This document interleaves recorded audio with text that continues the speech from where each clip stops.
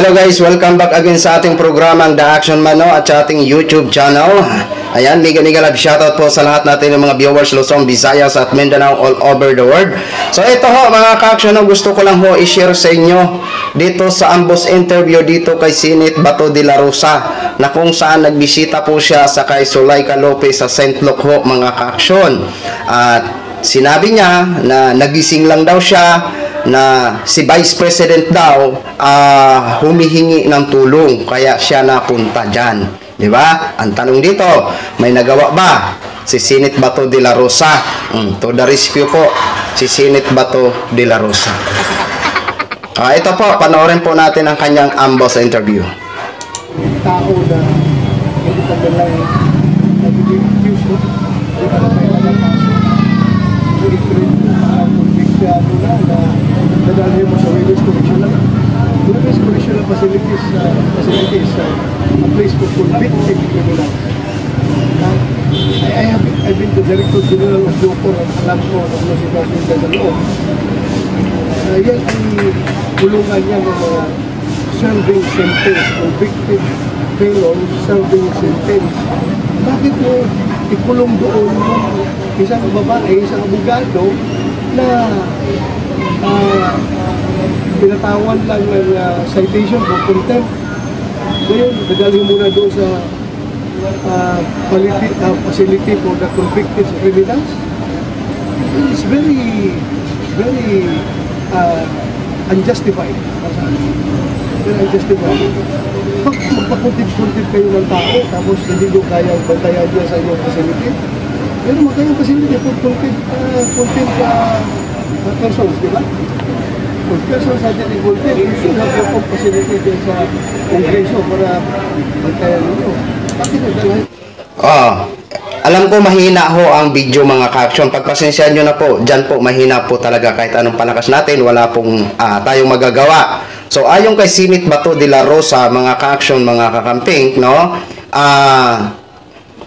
Tutor siya o parang mali daw ang ginawa ng House na ililipat ito si Attorney Zuleika Lopez sa correctional kasi hindi naman daw ito convicted. Okay? At sabi niya, bakit magpa-contempt kayo, hindi nyo man lang kayang bantayan, bakit kailangan nyo pang ilipat sa correctional?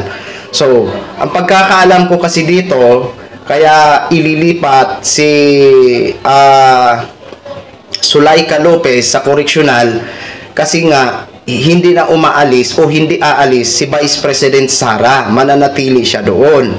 So para sa iwas problema ang House, kaya napagpasyahan nila na ililipat sa correctional ito si Attorney Zuleika Lopez. Kasi tama naman po ang ginawa nila.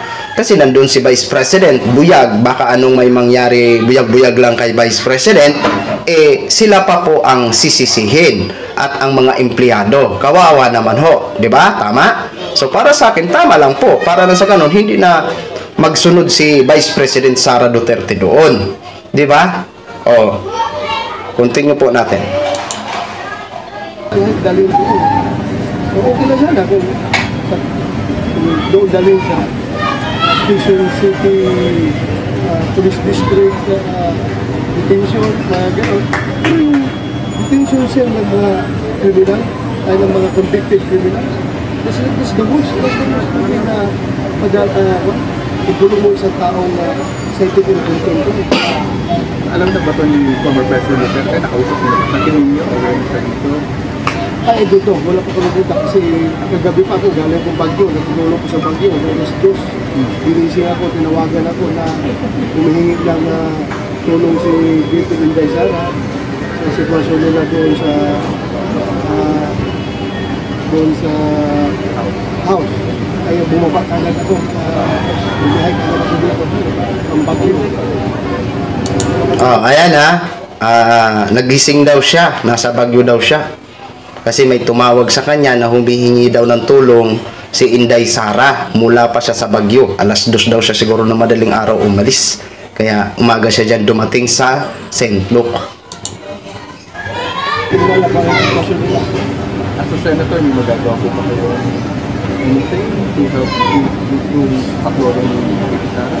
Pero ano lang natin, we observe, even though we observe interparliamentary courtesy. Hindi tayo pwede mag-alaw sa trabaho nila. Sila rin, hindi pwede mag-alaw sa trabaho namin. So, yun ang gagawin natin. Nakakomento lang ako na hindi po maganda talaga. Bakit ang isang person na cited in contempt lang sa isang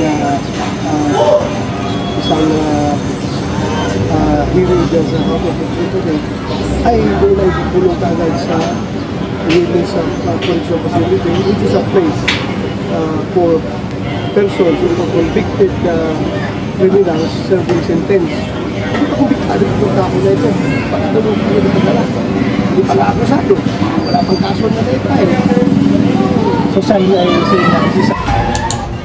Okay. So, ayan po, klarong-klaro po ang sinabi ni Bato de la Rosa. Para sa kanya, medyo tutor siya sa paglipat sa correctional dito kay Zuleika Lopez, kay attorney, no? At sinasabi niya pa bakit cited in contempt na hindi man lang pala kayang bantayan, bakit kailangan pa ilipat sa correctional, di ba? Excuse me, pero alam po natin ang dahilan kung bakit kailangan siya ilipat, di ba? Para hindi na sumunod ito si Vice President Sara, kasi nga hindi umaalis sa detention facilities ni Attorney Zuleika Lopez, di ba? Kung sa pagbabantay lang, marami na po ang na-cited in contempt diyan sa House, binabantayan po at sapat naman po ang pagbabantay nila at napapangalagaan naman ang bawat resource person na nadidetain diyan sa House.